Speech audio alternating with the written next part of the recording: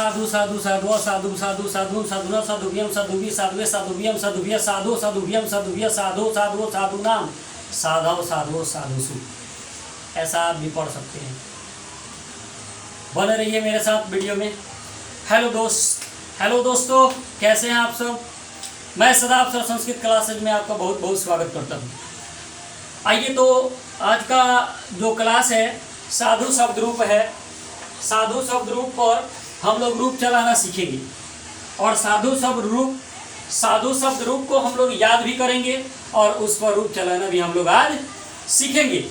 जैसे हम साधु शब्द पढ़े हैं वैसे आप भी साधु शब्द पढ़ सकते हैं। डरिए नहीं संस्कृत से, बिल्कुल नहीं डरना है। देखिए, अगर मैं यहाँ पे द्रष्टव्य में लिखता हूँ,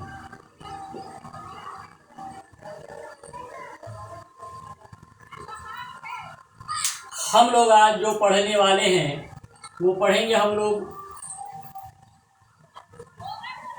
उकारांत। क्या पढ़ने वाले हैं? उकारांत, यानी उकारांत में पुल्लिंग पढ़ेंगे हम लोग। अब आप देख सकते हैं कि उकारांत में ह्रस्व है ना, और हम लोग पढ़ेंगे साधु शब्द। ये मूल शब्द है साधु शब्द। तो उकारांत, देखिए उकारांत में क्या कहा जा रहा है। उकारांत पुल्लिंग, मतलब जिस नाम के अंत में उ आ जाए उसको उकारांत कहेंगे। और क्या होना चाहिए? वो पुल्लिंग होना चाहिए। जैसे देखिए, हम गुरु कह रहे हैं तो गुरु कहने से पुल्लिंग का बोध होता है और इसके अंत में क्या आ रहा? गुरु में देखिए ह्रस्व है। एक और बात देखिए, बहुत से लोग र में ह्रस्व दीर्घ लिखना नहीं जानते हैं। बहुत से बच्चे जो हैं उनको पता नहीं है कि र में ह्रस्व दीर्घ कैसे लिखते हैं। देखिए, र में ऐसे खींचिएगा ह्रस्व हो गया, और इसी र में ऐसे गोल कर दीजिएगा दीर्घ हो गया। देखिए, ऐसे डायरेक्ट खींचिएगा, गोल नहीं कीजिएगा तो ह्रस्व है। र में ह्रस्व दीर्घ लिखने के लिए अभी सीख लीजिए, आगे काम देगा। तो र में इसको ऐसे खींच दीजिएगा, ह्रस्व है। देखिएगा रुपया में आप लोग ऐसे लिखा रहता है, और ऐसे गोल कर दीजिएगा, इसे घुमा करके खींच दीजिएगा, मतलब र में ये क्या है? दीर्घ उ है। तो उकारांत, जिस नाम के अंत में उ आ जाए, और पुल्लिंग, जिससे पुल्लिंग का बोध हो, उसका रूप साधु के समान चलेगा। गुरु के अंत में देखिए र में उ आ रहा है, मतलब उकारांत है, और गुरु पुल्लिंग है, साधु के समान रूप चलेगा। पांडु, महाभारत में आप लोग नाम सुनबे किए होंगे। पांडु के 5 पुत्र थे, तो पांडु पुल्लिंग है ना, और उ आ रहा लास्ट में, साधु के समान रूप चलेगा। भानु मतलब सूर्य होता है, उ आ रहा ना। पशु भी पुल्लिंग है, उ आ रहा लास्ट में। शंभु, तो शंभु भी क्या है? शंभु पुल्लिंग है, उ आ रहा लास्ट में। विष्णु भी पुल्लिंग है, लास्ट में उ आ रहा है। देख सकते हैं आप लोग, उ आ रहा है लास्ट में। विधु, उसके बाद रिपु, विधु रिपु, शत्रु, शिशु, ये सब पुल्लिंग है। इत्यादि कर देते हैं,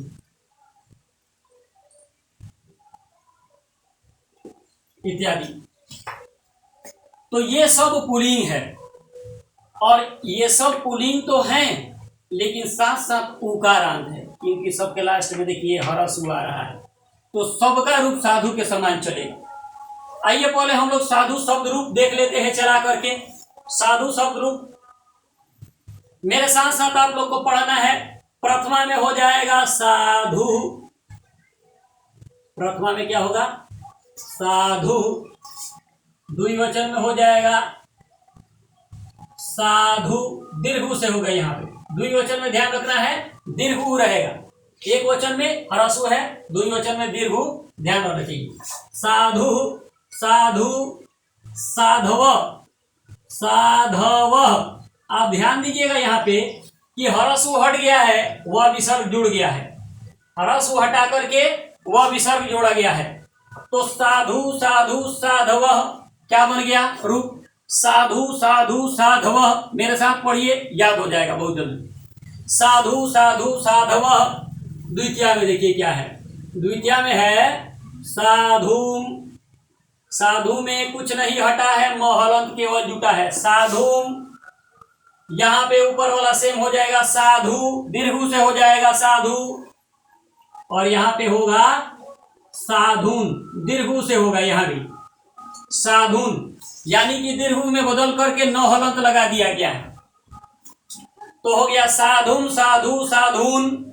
अब तृतीया में हो जाएगा आपका साधुना, क्या होगा साधुना, यहाँ पे हो जाएगा साधुभ्याम, साधुभ्याम, साधुना साधुभ्याम। बहुवचन में हो जाएगा साधु भी, साधु भी, क्या हो गया साधुना साधुभ्याम साधु भी। अब चतुर्थी में हो जाएगा यहाँ पे साधवे, साधवे, साधुभ्याम, सेम ऊपर वाला होगा साधुभ्याम, यहाँ पे हो जाएगा साधुभ्य, साधुभ्य, यहाँ पे हो जाएगा आपका साधो। पंचमी में देखिए, चतुर्थी में हो गया साधवे साधुभ्याम साधुभ्य, पंचमी में साधो, क्या पढ़ेंगे इसको साधो। अब द्विवचन में हो जाएगा साधुभ्याम, ये तीनों लाइन से सेम है साधुभ्याम, और यहाँ बहुवचन में सेम हो जाएगा ऊपर वाला साधुभ्य, साधो साधुभ्याम साधुभ्य। षष्ठी में यही होगा साधो, द्विवचन में हो जाएगा साधवो, साधवो। तो यहाँ पे आप ध्यान दीजिएगा कि ध में से ऊ हटा करके ध को आधा कर दिया गया है और वो विसर्ग जोड़ दिया गया है, तो साधवो यहाँ पे हो जाएगा साधु नाम, दीर्घ से होगा, ध्यान रखना है, यहाँ पे दीर्घ है, यहाँ भी साधु नाम, साधो साधवो साधु नाम। और सप्तमी में हो जाएगा साधव, साधव साधवो साधुसु, साधुसु। तो आपको ध्यान रखना है 4 जगह दीर्घ है। ये देखिए, द्विवचन में प्रथमा का द्विवचन में, द्वितीय का द्विवचन में दीर्घ से रहेगा, और द्वितीय के बहुवचन में भी दीर्घ, और षष्ठी के बहुवचन में दीर्घ रहेगा। बस इतना जगह दीर्घ रहेगा, 4 जगह केवल। बाकी सब में देख सकते हैं आप ह्रस्व है, और कहीं कहीं पे ह्रस्व नहीं है। तो रूप हमारा बन गया यहाँ पे साधु रूप, साधु साधु साधव साधुम साधु साधुन साधुना साधुभ्याम साधुभि साधवे साधुभ्याम साधुभ्य साधो साधुभ्याम साधुभ्य साधो साधवो साधुना साधो साधवो साधुसु। ये हमारा रूप हो गया। अब मान लीजिए आपको इसमें से किसी का रूप चलाना है, तो कैसे रूप को चलाइएगा? तो देखिए, हम रूप लिखते समय आपको एक बात समझाए हैं कि साधु में से ऊ हटा करके जो भी परिवर्तन हुआ है, लास्ट वाले अक्षर के साथ परिवर्तन होगा। जो परिवर्तन होगा, कहीं पे ऊ हट जाएगा, कहीं पे ऊ दीर्घ बन जाएगा ना, और कहीं पे ये र जो है आधा हो जाएगा। तो ऐसे रूप चलाया जाएगा साधु का। साधु का रूप हम चलाने के लिए साधु के समान गुरु का रूप चलेगा, पांडु का रूप चलेगा, भानु का रूप चलेगा, पशु का रूप चलेगा, शंभु का रूप चलेगा, इन सब का रूप साधु के समान चलेगा। जैसे चलिए एक रूप चला के हम बताते हैं। गुरु, देखिए गुरु का रूप चलेगा तो यहाँ पे है साधु, तो गुरु का गुरु ही हो जाएगा। ऐसे गुरु का हरसु से गुरु हो जाएगा, विसर्ग गुरु। यहाँ पे है साधु, तो गुरु का दीर्घ से हो जाएगा गुरु। साधु साधु साधव, तो यहाँ पे ध्यान दीजिएगा, गुरु में से र में से वो हट जाएगा और वह विसर्ग हो जाएगा। जैसे बना है साधु साधु साधव, तो यहाँ पे बनेगा गुरु गुरु गुरुव बन जाएगा। यहाँ पे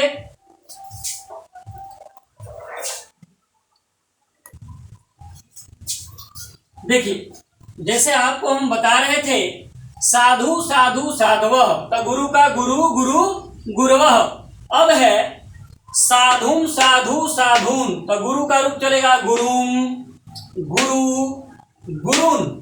अब यहाँ पे है साधुना साधुभ्याम, साधु भी, तो गुरु का होगा गुरुना, यहाँ पे हो जाएगा गुरुना, यहाँ पे होगा गुरुभ्याम, ये भ्याम जुटेगा गुरु में, यहाँ पे हो जाएगा गुरु भी जुट जाएगा, केवल भी जुट जाएगा। यहाँ पे साधवे, साधुभ्याम, साधुभ्य, देखिए चतुर्थी में साधवे, साधुभ्याम, साधुभ्य, तो गुरु का क्या हो जाएगा गुरवे, गुरुवे नहीं होगा, र में से ऊ हट जाएगा, जिसे देखिए ये गु र वे ऐसे हो जाएगा, र में से ऊ हट जाएगा और वे जुट जाएगा, तो गुरुवे, गुरुभ्याम, गुरुभ्य, यहाँ पे साधुभ्य है तो गुरु में केवल भ्य जोड़ देना है, गुरु लिख के भ्य लगा देना है, गुरुभ्य। पंचमी में है साधो, आप देख सकते हैं ऊ हट गया है, साधो, साधुभ्याम, साधुभ्य, तो गुरु का रूप यहाँ पे क्या हो जाएगा, गुरु में से ऊ हटा देंगे तो हो जाएगा आपका यहाँ पे गुरु, क्या होगा गुरु, गुरु गुरुभ्याम, यहाँ पे हो जाएगा गुरुभ्य, गुरु गुरुभ्याम, गुरुभ्य। अब षष्ठी में है सेम है, यहाँ पे साधो, साधवो, साधुना, तो यहाँ पे आप ध्यान दीजिएगा गुरु हो, क्या होगा गुरु हो, गुरु हो जाएगा, और यहाँ पे साधुवो दिया है तो गुरुवो हो जाएगा, गुरुवो, तो आप ध्यान दीजिए वो विसर्ग जोड़ा गया है और ध में से ऊ हटा के आधा किया गया है, तो र में से ऊ हटा के आधा कर दीजिए, ऐसे हो जाएगा गुरुवो, या ऐसे भी आप लिख सकते हैं र में हलंत वो विसर्ग दे करके, दोनों तरीके से लिख सकते हैं, यहाँ पे द्विवचन में ध्यान देना है।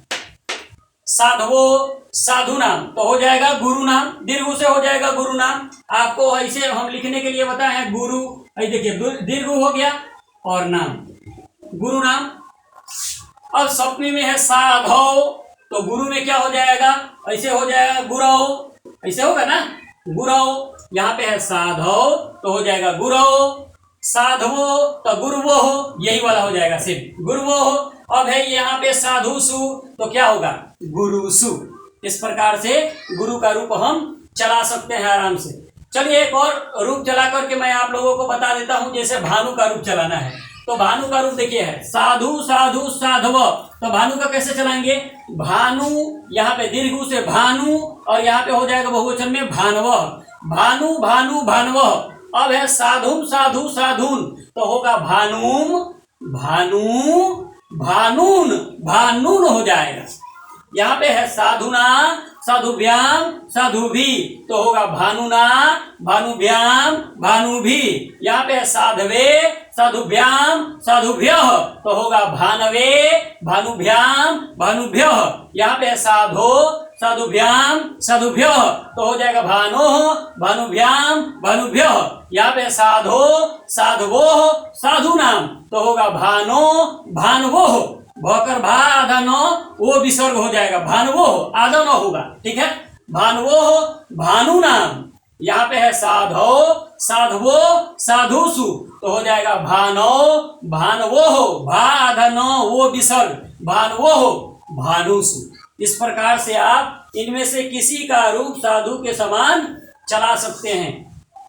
एक और बात, यहां से क्वेश्चन पूछा जाता है आपके एग्जाम में, क्वेश्चन भी आप लोग नोट कर लीजिएगा, मैं बता दे रहा हूं। फर्स्ट क्वेश्चन, साधुना किस विभक्ति का रूप है, तो साधुना आप देख सकते हैं किस विभक्ति में है, तृतीया, आंसर हो जाएगा तृतीया। तो इसमें से किसी का भी रूप चला करके पूछ सकता है, जिसे दे सकता है गुरुना किस विभक्ति का रूप है, तो आप देखिए साधुना और गुरुना तृतीया में होगा, होगा ना तृतीया में। अच्छा चतुर्थी में देखिए, चतुर्थी में क्वेश्चन पूछता है यहाँ से भी, साधवे किस विभक्ति का रूप है, साधवे किस विभक्ति का रूप है, तो हमारा आंसर हो जाएगा चतुर्थी। तो यहाँ पे मान लीजिए गुरु का रूप चला कर पूछता है गुरवे, गुरवे किस विभक्ति का रूप है, चाहे पांडवे किस विभक्ति का रूप है, चाहे भानवे किस विभक्ति का रूप है, चाहे रिपवे किस विभक्ति का रूप है, चाहे सीसवे किस विभक्ति का रूप है, तो चतुर्थी हो जाएगा, ठीक है।